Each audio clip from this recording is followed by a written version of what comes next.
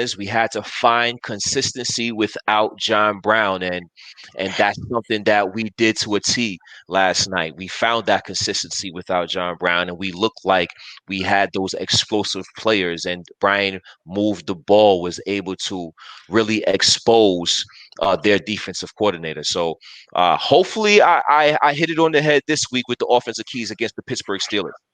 Was Uh, that a nickname? Brian move the ball? Brian, move the ball. Look what the man is doing.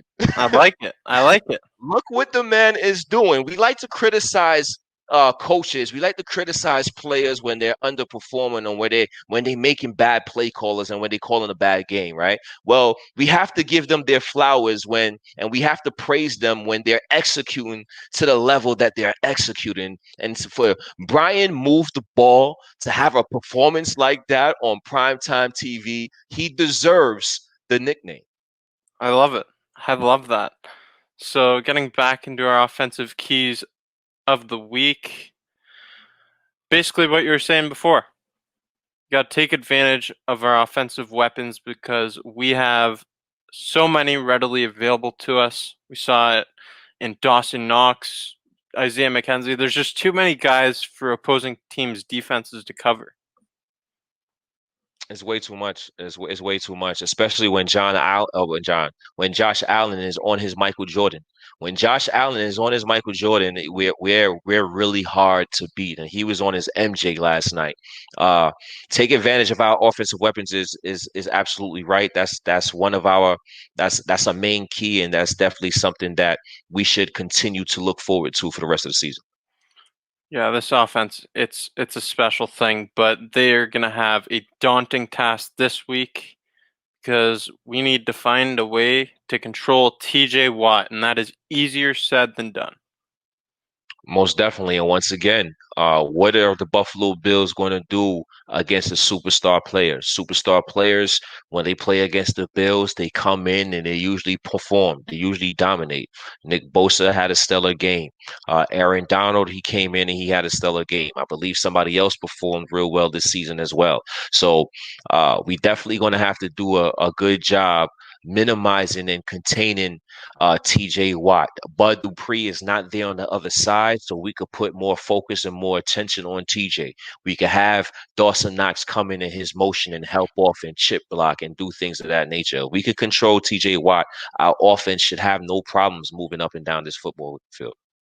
Yeah, they're short. Devin Bush and Bud Dupree, those are and I believe they also lost their other Middle, linebacker after yeah, Devin Bush. So and Joe Hayden's their number one cornerback is in concussion protocol, and Monday to Sunday that's a really short week. So if they don't have Joe Hayden, we definitely could have some advantages in that game. they're hurting, and we need to take advantage of it. And we also need to play some mistake-free football. Basically, just don't cough the ball over. Don't hold the ball too long if you're Josh Allen, and he did a great job of that this week. He stayed super calm and composed in the pocket. I haven't seen him look like that ever. Like, I think that was his best game ever. I've seen him look somewhat like that at times, but that was his best performance in my opinion. As far as the way he looked for 60 minutes. Now, Josh Allen has looked like that in stretches, but I don't think he's ever put it together for 60 minutes the way he's did. Uh, no inaccurate balls thrown, really. Four touchdowns, different receivers, look poised, he looked confident. The throw where he threw it over a 6'4" linebacker, it was just amazing. The things that Josh Allen can do, only a handful, maybe a handful of quarterbacks in this NFL can do. Amazing Maybe football we saw yesterday. A maybe. maybe a handful. Yeah, but playing mistake-free football against the Steelers team on defense that's hurting, a lot of injuries. Just don't turn the ball over. No negative yardage plays, and we're good. I think that we win this game if we do that. And I will say this. Uh the Pittsburgh Steelers, they have receivers. They have some receivers. We're going to have to do a good job against their receivers. Deontay Johnson, Chase Claypool, James Washington, Juju Smith-Schuster. We're going to have to do a good job controlling and containing those guys. The Washington football team, I don't think we have that young, freakish defensive line, but a blueprint that they showed was that the Pittsburgh Steelers, they love to get rid of the football quick. Under 2 seconds, Ben Roethlisberger is getting rid of that football. They did an excellent job getting their hands up, swatting balls down. We definitely have to take that blueprint. Ben Roethlisberger getting rid of the ball quickly. We have to get our hands up. We got to get our hands in those passing lanes. If we get our hands in those passing lanes, and when they do look to make big plays, we pressure the quarterback, knock him off his spots. I think our defense can do some big things in this game. Yeah, and you know what? I gotta give a shout out to you because last week you said Tre'Davious White would have an interception, and he did this week.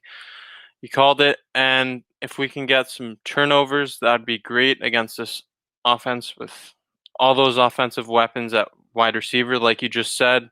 That's can be a tough test, but I think our secondary is up to it, and if they can bring the same fire and intensity that they brought, the physicality to the San Francisco 49ers, I think we have a good chance at holding the Steelers team under 30 points, under 25 even.